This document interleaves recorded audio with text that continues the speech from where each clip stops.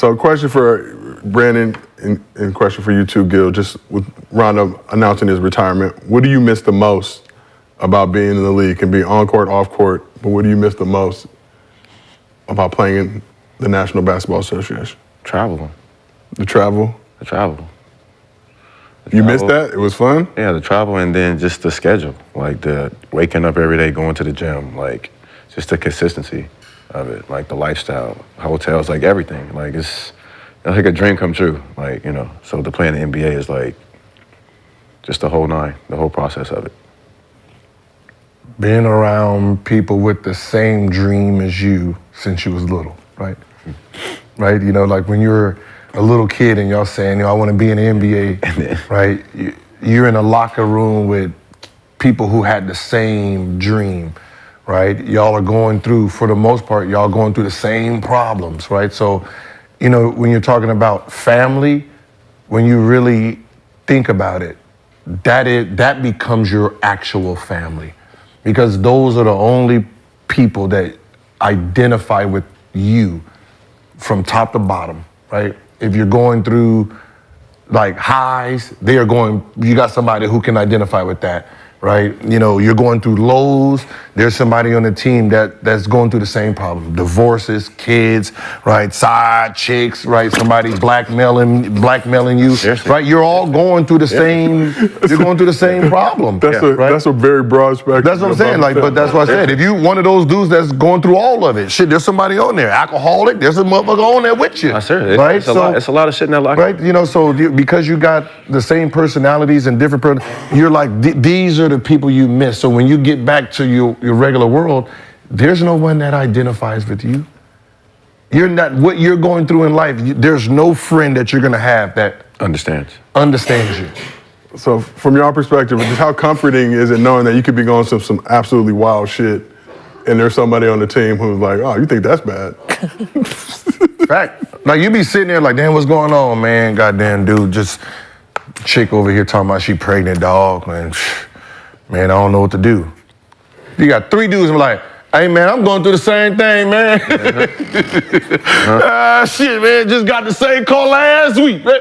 From who? I got the same one. You sit there.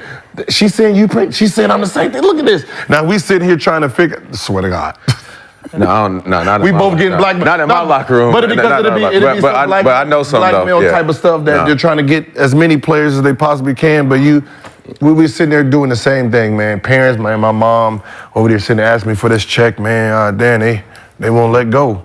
Same thing. Wife cheating on you, same thing. Now you sitting there like realizing that you're holding this stuff in, not realizing you got players.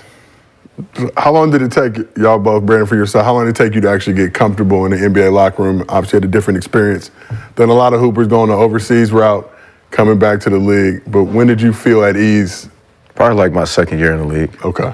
I felt like ease in the locker room. Then because after the rookie, like you don't feel you're not on rookie duties or anything. So now you walking around like like I'm in here now. So it was after rookie year. Did you haze the incoming rookies, or did you use your experience to build and uplift? We was trying to, and then they was trying to like cut the rookie hazing off, like all that, like after my second year.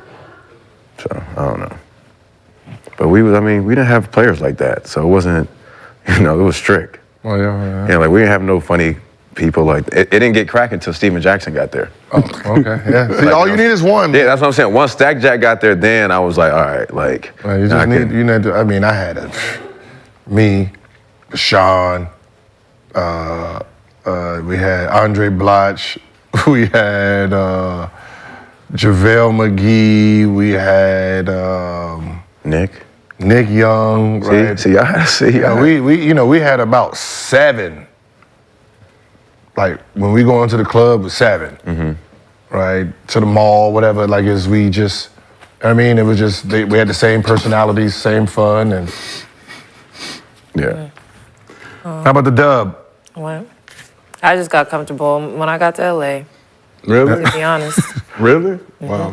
And what made LA so comfortable for you? I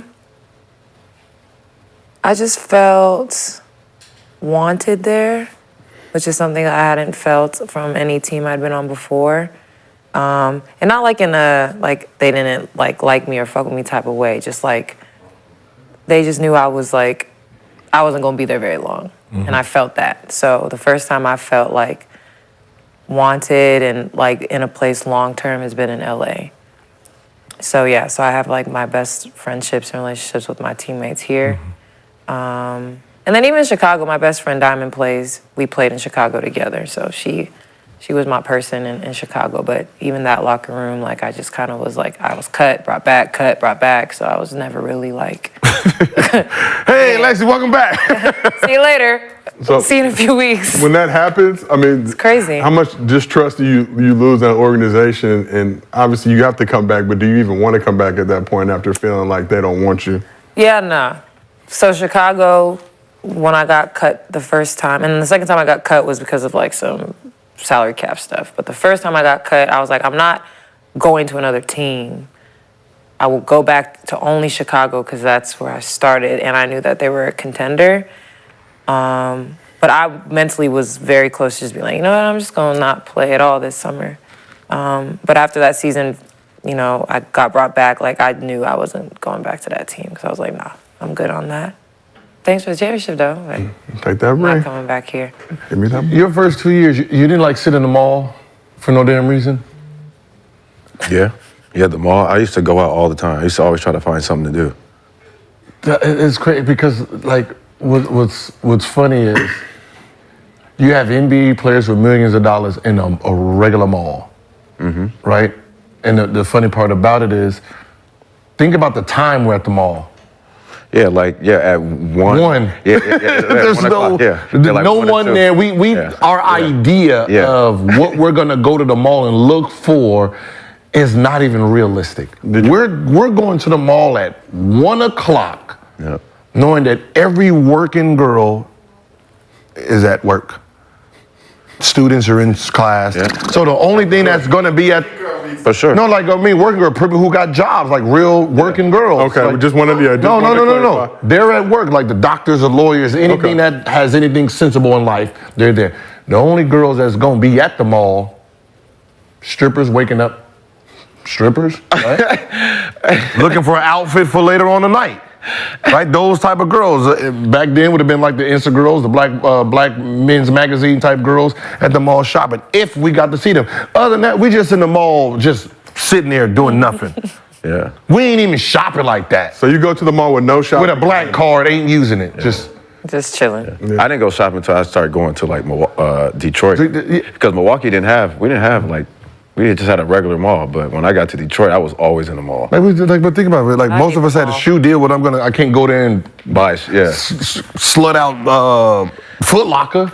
So you sitting in Louis Vuitton the whole time, got every color sitting there like, y'all ain't got nothing new coming in. I thought y'all said it was gonna be here like 2 o'clock. It'll be here in 30 minutes, motherfucker. I ain't got nowhere to go. I was definitely in Macy's buying a bunch of polo shirts. Buying a bunch of polo shirts. Like, just stacking up for the whole year. Just sitting there spinning money because we're just bored. We don't want to go home. Also, we do have a It was free boring time. going home, man. But It used to be people boring. don't really like We have when people. a lot of free time. There's so much, like people think like we have so much free time. It's scary because think about today's world, media. It's everyone has a camera. Yeah. We practice for the most part an hour and a half a day if we do. So that means most NBA players is done working at 12:30. 12:30, every NBA player is out of the arena. Yeah. The fact that you can't even get dirt on them lets you know how incognito, how a lifestyle is. Yeah, our lifestyle. Right? Because for the most part, We are not doing anything for most of the day. playing video games, sitting at home doing nothing. But we go. So practice starts at 10. Like 10:30, right? 10 or whatever. So we usually get there with 8, 9, some of us. So we in there from 9 to 12. To 9 like to 12? 8 to 12. Like by 1 o'clock, Done. the whole day is Your done. day is Like, we got over. the rest of the day. Day is done. So we want to sit there and have fun, and the rest of the world is at work. At work. At work, yeah. So we go home, ain't nothing to do at home. And nothing to Take a nap. Unless you got some homies, but they you tired of them. Yeah. Like, So it gets to a point where you like they go get a job. So Would we it been get to here a doing point- the whole time. would you stop going home just because you don't want to deal with the homies that were at your Yes, okay, yeah. okay. I'm going straight to the mall, Can't even go to going your- shopping. That's why, like, if you, like, that's what I said. With, like, when NBA players like pick up bad habits, it's not when they're playing. Yeah. It's when they're done playing. When they're trying to fill up that 8 to 12:30 time in the morning, and that like that 5 to 9, right? So game. you know when you wake up and you're supposed to have a game or something, and you don't have nothing to do, that becomes the I problem. mean, that shows how disciplined athletes really are. For that level, yeah. So much free time. And you do rarely see athletes in like a world of, well, I'm gonna talk about basketball players, but Like getting in trouble, like that's what I'm saying. Getting in trouble, in like real, Like- real stupid trouble. Like it doesn't happen. Like it's discipline. Like think about it. You the most money. You're talking about like think about what Tatum and Brown and all these guys, and you have the most money to do whatever you want, and you can't even find these dudes. You have no idea where they are. If you took away their Instagram, you wouldn't even know nothing about them. And y'all got cameras where you see them and you can record them, and you still don't see the dudes. And when you do see them, they're doing some just regular, acting regular, being polite, not starting nothing. So even if you could record them, now you're just being a weirdo. Yeah, you'd be like, if you really want to see an athlete, go to like Dave and Buster's, like That's on God. on God. Or 1:30, bowling alley. 1 o'clock, 1 o'clock in the Bowling afternoon. alley. Seriously. Go to the bowling alley. Go to the bowling alley. Go to Dave and Buster's, Yeah. and I guarantee you see your favorite player there, and y'all be like, "Why the fuck are you here?" Because you supposed to be at work. Like movie. When I went to the movie theaters, I went to the movie theaters at Middle of the 1. day. Yep. 11 o'clock 1 because no one's here. Yep. I got the movie theater by myself. I do everything in the middle of the Yeah, day. middle of the day 'cause no one's there. Appointments. But that's why I like All the timing of everything. this show, though. Like, the show reminds me of getting up every Why you morning think? to practice. Why you think I? Like, like I get up every time I'm on. I'm getting up at like 8:30. Getting up, Just- you're getting up, processing, get ready to go to practice, Yeah. leave here, eat lunch, go to sleep. So I don't got to change. I don't have to change nothing about my basketball life because it's all. Yeah. Well, I feel like I need to be the Stan Van Gundy of this operation. We're gonna start laying into you. Oh shit. Get y'all Here we guided go. where to go. So, Gil, earlier in the show that you said you could beat Rondo and Connect Four, so we got a present for you. That was fast. And that's gonna have it. That's how it looked right there. Right there. That's Are you about to win? Arms and He everything. about Got to it. win, too. About to win. And he about to win. That's all. but it ain't gonna look like that because I would have already had him like, You don't I ha- know. huh? You don't know how that board came about. Who? I would have had him win. No, what I'm saying is how I win. I have you stuck 2 spots. So all I'm sitting there is trying to create 2 avenues,